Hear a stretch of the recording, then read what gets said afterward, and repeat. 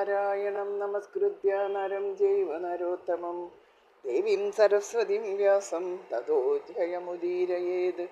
എല്ലാവർക്കും നമസ്കാരം. നാരദീയ മഹാപുരാണം പൂർവഭാഗം 1-ാം പാദം 23-ാമത്തെ അധ്യായം. ഏകാദശി വ്രത മഹിമാനുവർണ്ണനം. 4 വർണ്ണങ്ങൾക്കും സ്ത്രീകൾക്കും ചെയ്യാവുന്ന മറ്റൊരു വ്രതത്തെക്കുറിച്ച് കൂടി പറയാം. ഏകാദശി വ്രതം സർവാഭീഷ്ട സാധകമാണ്. 2 പക്ഷത്തിലെ ഏകാദശിയിലും ഉപവാസം ആയിരിക്കണം. ഭക്ഷണം കഴിച്ചാൽ ഫലം നരകമായിരിക്കും. ഉപവാസ ഫലം കിട്ടണമെന്ന് ആഗ്രഹമുള്ളവർ തീർച്ചയായും 4 നേരത്തെ ഭക്ഷണം ഉപേക്ഷിക്കണം.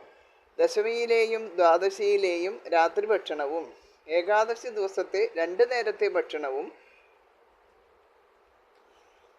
ഏകാദശി ദിവസം ഭക്ഷണം കഴിച്ചാൽ എല്ലാ പാപങ്ങളും അനുഭവിക്കാൻ തയ്യാറാണ് എന്നാണ് അർത്ഥം. പാപങ്ങളെല്ലാം അന്നത്തെ ആശ്രയിച്ചാണല്ലോ നിലനിൽക്കുന്നത്. അവയിൽ നിന്നും മോചനം നേടാനും ഹരിയുടെ ദിനത്തിലുള്ള വ്രതം സഹായിക്കും. വിഷ്ണുവിന് ഏറ്റവും പ്രിയപ്പെട്ട ദിവസമാണ് ഏകാദശി. അന്ന് നിരാഹാരം അനുഷ്ഠിച്ചാൽ വിട്ടുമാറാത്ത പാപങ്ങളില്ല. ദശമിയിൽ സ്നാനാദികൾ ചെയ്ത് വിഷ്ണുവിന് അഭിഷേകവും പൂജയും കഴിക്കണം. ഏകാദശിയിൽ മനസ്സടക്കി വിഷ്ണുവിൻ്റെ സമീപത്ത് തന്നെ കിടക്കണം. ഏകാദശിയിൽ നിരാഹാരം കിടന്ന് ദ്വാദശിയിൽ ഞാൻ ഭക്ഷണം കഴിക്കുന്നു, എന്നോട് കരുണ കാണിക്കണമേ എന്ന് പറഞ്ഞു വേണം വ്രതം അവസാനിപ്പിക്കാൻ.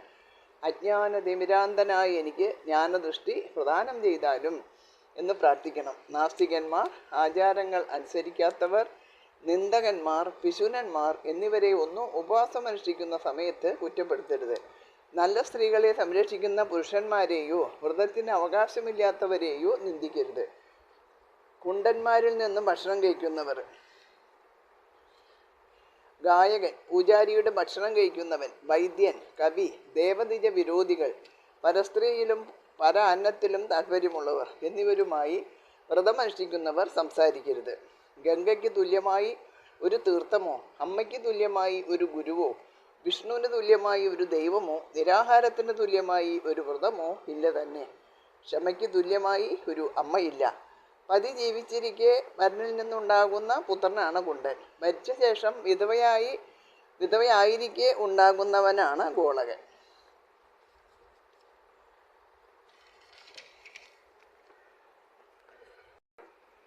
കീർത്തിക്ക് തുല്യമായി ഒരു ധനമില്ല. ജ്ഞാനം പോലെ ഒരു നേട്ടമില്ല. ധർമ്മതുല്യനായി ഒരു പിതാവില്ല. വിവേകത്തിന് തുല്യമായി ഒരു ബന്ധുവില്ല. ഏകാദശിയേക്കാൾ ശ്രേഷ്ഠമായി ഒരു വ്രതമില്ല. ഒരു ഉദാഹരണം പറയാം. ഭദ്രശീലനും പിതാവായ ഗാലവനും തമ്മിലുള്ള ഒരു സംവാദമാണ്.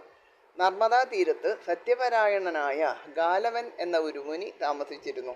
പക്ഷിമൃഗങ്ങളും മഹർഷിമാരും ധാരാളം ഉണ്ടായിരുന്ന അവിടെ ഭക്ഷണത്തിന് വേണ്ട ഫലമൂലാദികളും ധാരാളമായി ലഭിക്കുമായിരുന്നു. അവിടെ സുഖമായി വസിക്കുമ്പോൾ ഗാലവന് ഒരു മകൻ ജനിച്ചു. ഭദ്രശീലൻ എന്നായിരുന്നു പേര്. കുട്ടിയായിരിക്കുമ്പോൾ തന്നെ മണ്ണുകൊണ്ട് വിഷ്ണു പ്രതിമയുണ്ടാക്കി പൂജിക്കുക ഭദ്രശീലൻ്റെ സ്വഭാവമായിരുന്നു. തൻ്റെ കൂട്ടുകാരോടും വിഷ്ണുവിനെ പൂജിക്കണമെന്ന് പറയുമായിരുന്നു. ഏകാദശി വ്രതവും ആചരിക്കുമായിരുന്നു. അവിടെ ഉണ്ടായിരുന്ന കുട്ടികളെല്ലാം മണ്ണുകൊണ്ട് വിഷ്ണു പ്രതിമയുണ്ടാക്കി പൂജിക്കുകയും ചെയ്യുമായിരുന്നു. എല്ലാവർക്കും നന്മയുണ്ടാകട്ടെ എന്നാണ് അവർ പ്രാർത്ഥിച്ചിരുന്നത്. കുട്ടിയുടെ ഈ പ്രവൃത്തി കണ്ട് ഗാലവൻ ചോദിച്ചു, നിന്റെ സ്വഭാവം യോഗികൾക്ക് പോലും കിട്ടാത്തതാണല്ലോ. ഹരിയെ പൂജിക്കുന്നു, എല്ലാ ജന്തുക്കൾക്കും മംഗളം ആശംസിക്കുന്നു, ഏകാദശി വ്രതം ചെയ്യുന്നുണ്ട്, നിഷേധിച്ചിട്ടുള്ള ഒരു പ്രവൃത്തിയും ചെയ്യുന്നില്ല, നിർദ്വന്ദ്വനും നിർമ്മമനുമായി വിഷ്ണുവിനെ മാത്രം ആശ്രയിച്ചു കഴിയുന്നു. കുട്ടിയായി നിനക്ക് ഇത്തരം തോന്നലുണ്ടാകാൻ എന്താണ് കാരണം? മനുഷ്യരുടെ മനസ്സ് വേണ്ടാത്തിടത്താണ് സാധാരണയായി പ്രവർത്തിക്കുക. നല്ല മനുഷ്യരുമായി സമ്പർക്കമുണ്ടാകണമെങ്കിൽ പോലും പൂർവ്വപുണ്യം വേണം. നിനക്കിതെല്ലാം കാണുന്നു എന്നതുകൊണ്ടാണ് ഞാൻ ചോദിക്കുന്നത്. ഭദ്രശീലൻ ചിരിച്ചുകൊണ്ട് തനിക്കുണ്ടായ അനുഭവം പിതാവിനോട് പറഞ്ഞു. പൂർവ്വജന്മത്തിലെ സ്മരണം എന്നിൽ നിലനിൽക്കുന്നത് കൊണ്ട് എനിക്ക് യമൻ പറഞ്ഞതെല്ലാം ഓർമ്മയുണ്ട്. ഗാലവൻ ചോദിച്ചു, അങ്ങ് ആരായിരുന്നു? യമൻ എന്തു പറഞ്ഞു? എന്തിനു വേണ്ടിയാണ് പറഞ്ഞത്? എല്ലാം വിശദമായി പറഞ്ഞു തരൂ. ഭദ്രശീലൻ പറഞ്ഞു, ഞാൻ കഴിഞ്ഞ ജന്മത്തിൽ ചന്ദ്രവംശത്തിലായിരുന്നു ജനിച്ചിരുന്നത്. ധർമ്മകീർത്തി എന്നായിരുന്നു പേര്. ദത്താത്രേയനായിരുന്നു എൻ്റെ ഗുരു. 9000 വർഷം ഞാൻ രാജ്യം ഭരിച്ചു. നല്ലതും തീയതുമായ കാര്യങ്ങൾ ധാരാളം ചെയ്തു. സമ്പത്തിൽ അഹങ്കാരം മൂത്തപ്പോൾ അധർമ്മങ്ങൾ പലതും ചെയ്തു. പാഷണ്ഡന്മാരുമായി ചേർന്ന് അവരുടെ സ്വഭാവവും സ്വീകരിച്ചു. നേരത്തെ ചെയ്ത പുണ്യത്തിൻ്റെ ഫലം അനുഭവിക്കുന്നുണ്ടായിരുന്നുവെങ്കിലും പാഷണ്ഡവൃത്തി സ്വീകരിച്ച് ഞാൻ ദേവകാര്യങ്ങളെല്ലാം ഉപേക്ഷിച്ചു. ഗൂഢതന്ത്രങ്ങൾ ഉപയോഗിച്ച് യാഗങ്ങൾ തടഞ്ഞു. എന്നെ കണ്ട് എൻ്റെ പ്രജകളും തെറ്റു തന്നെ ചെയ്തുകൊണ്ടിരുന്നു. രാജാവിന് അവകാശപ്പെട്ട 1/6 ദോഷങ്ങളുടെ ഫലവും എനിക്ക് കിട്ടി. ഒരിക്കൽ നായാട്ടിനായി ഞാൻ കാട്ടിൽ കടന്നു. ധാരാളം മൃഗങ്ങളെ കൊന്നുകഴിഞ്ഞ് വിശന്നും ദാഹിച്ചും രേവാ നദിയുടെ കരയിലെത്തി. വെയിലിൽ തളർന്നുപോയ ഞാൻ ആ നദിയിൽ കുളിച്ചു. വിശന്നു തളർന്ന ഞാൻ എൻ്റെ സൈന്യങ്ങളെ പോലും കണ്ടില്ല. രാത്രി ആരംഭിച്ചപ്പോൾ ഏകാദശി വ്രതം ആചരിക്കുന്ന ചിലർ രേവയുടെ തീരത്ത് വന്നു. സേന അടുത്തില്ലാതിരുന്നതിനാൽ ഞാൻ അവരോടൊപ്പം നിരാഹാരം അനുഷ്ഠിച്ചും രാത്രി ഉറങ്ങാതെയും കഴിച്ചുകൂട്ടി. വഴി നടന്നുണ്ടായ ക്ഷീണവും വിശപ്പും ദാഹവും ഉറക്കമില്ലായ്മയും എല്ലാമായി എൻ്റെ ജീവൻ പോയി. വളരെ വിഷമം പിടിച്ച വഴികളിലൂടെ യമകിങ്കരന്മാർ എന്നെ യമൻ്റെ അടുത്തെത്തിച്ചു. യമദേവൻ ചിത്രഗുപ്തനെ വിളിച്ച് ഇവൻ എന്ത് ശിക്ഷയാണ് കൊടുക്കേണ്ടത് എന്ന് ചോദിച്ചു. കുറച്ചു നേരം ആലോചിച്ചിട്ട് ചിത്രഗുപ്തൻ പറഞ്ഞു, ഇയാൾ പാപിയാണ് എന്നതിൽ സംശയമില്ല. ഏകാദശിയിൽ നിരാഹാരം അനുഷ്ഠിച്ചാൽ പാപങ്ങളെല്ലാം ഇല്ലാതാകുമല്ലോ. ഹരിദിനത്തിൽ ഇയാൾ ദേവയുടെ തീരത്ത് നിരാഹാരം അനുഷ്ഠിച്ച് ഉറക്കമെടുത്തിരുന്നു.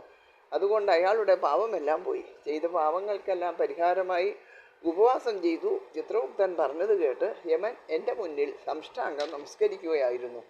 ധർമ്മരാജാവ് ഭടന്മാരോട് പറഞ്ഞു, ഇനി ധർമ്മമാർഗത്തിൽ സഞ്ചരിക്കുന്നവരെ എൻ്റെ അടുത്ത് കൊണ്ടുവരരുത്. വിഷ്ണു പൂജ ചെയ്യുന്നവർ, ഏകാദശി വ്രതം അനുഷ്ഠിക്കുന്നവർ, നാരായണ സ്തുതി ചെയ്യുന്നവർ എല്ലാവരെയും ദൂരെ ഉപേക്ഷിച്ചുകൊള്ളൂ. അവർക്ക് ശിക്ഷ കൊടുക്കാൻ എനിക്ക് കഴിയില്ല. നാരായണ ഭക്തന്മാർ, സ്വന്തം ആചാരമര്യാദകൾ പാലിക്കുന്നവർ, ഗുരു ശുശ്രൂഷ ചെയ്യുന്നവർ, തൽപാത്രത്തിൽ ദാനം ചെയ്യുന്നവർ, ദീനന്മാരോട് കരുണ കാണിക്കുന്നവൻ, ഹരിനാമകീർത്തനം ചെയ്യുന്നവൻ, പാഷണ്ഡന്മാരുമായി കൂട്ടുകൂടാത്തവർ, ദ്വിജഭക്തന്മാർ, നന്മ ചെയ്യുന്നവരുമായി കൂട്ടുകൂടുന്നവർ, ആതിഥ്യമര്യാദകൾ പാലിക്കുന്നവർ, ശിവനെയും വിഷ്ണുവിനെയും തുല്യമായി കാണുന്നവർ, ഉപകാരം ചെയ്യുന്നവർ എന്നിവരെ ഒന്നും ഇവിടേക്ക് കൊണ്ടുവരേണ്ടതില്ല. ഹരികഥാമൃതം സേവിക്കുന്നതിൽ അതൃപ്തി കാണിക്കുന്നവരെയും നാരായണനെ സ്മരിക്കാത്തവരും ബ്രാഹ്മണർക്ക് പാദസേവ ചെയ്യാത്തവരും മാത്രം ഇവിടെ വന്നാൽ മതി. അച്ഛനെയും അമ്മയെയും വഴക്കു പറയുന്നവരും നല്ലവർക്ക് ദോഷം ചെയ്യുന്നവരും ദേവസ്വത്തിൽ ആഗ്രഹം പുലർത്തുന്നവരും അപരാധം ചെയ്തവരും ഇവിടെ വന്നുകൊള്ളട്ടെ. ഗ്രാമത്തിന് ദോഷം ചെയ്യുന്നവരെയും വിഷ്ണുഭക്തിയിൽ വൈമുഖ്യം കാണിക്കുന്നവരെയും മൂർഖന്മാരെയും ഇവിടേക്ക് കൊണ്ടുവന്നുകൊള്ളൂ. യമദേവൻ പറയുന്നത് കേട്ടപ്പോഴാണ് ഞാൻ ചെയ്തത് തെറ്റായിരുന്നു എന്നെനിക്ക് ബോധ്യമായത്. പശ്ചാത്താപവിവശനായ എൻ്റെ പാപങ്ങളെല്ലാം അവിടെ തന്നെ നശിച്ചു. 1000 സൂര്യൻ്റെ തേജസ്സോടെ പാപമുക്തി നേടിയ രാജാവിനെ യമദേവൻ നമസ്കരിച്ചു. യമഭടന്മാർ അത്ഭുതപ്പെട്ടു. എന്നെ വിഷ്ണുവിൻ്റെ അടുത്തേക്ക് പറഞ്ഞയച്ചു. സർവ്വസൗഭാഗ്യങ്ങളോടെയും ഞാൻ അവിടെ താമസിച്ചു. 1,000,000 സഹസ്രം കൽപ്പങ്ങൾ അവിടെ താമസിച്ച് ഇന്ദ്രലോകത്തെത്തി. അവിടെയും സർവ്വസുഖങ്ങളും അനുഭവിച്ചിട്ടാണ് ഭൂമിയിലേക്ക് വന്നത്.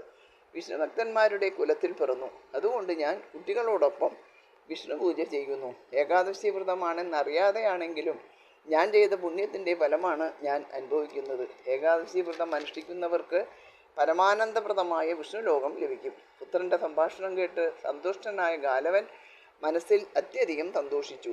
എൻ്റെ ജന്മം സഫലമായി, എൻ്റെ വംശം പാവനമായി എന്ന സന്തോഷത്തോടെ ഹരിപൂജയുടെ ഗുണങ്ങളെ എല്ലാവരെയും ധരിപ്പിച്ചു. ഇതോടുകൂടി 23-ാമത്തെ അധ്യായം അവസാനിച്ചു. എല്ലാവർക്കും നമസ്കാരം. ഹരേ രാമ രാമ രാമ ഹരേ ഹരേ, ഹരേ കൃഷ്ണ കൃഷ്ണ കൃഷ്ണ ഹരേ ഹരേ.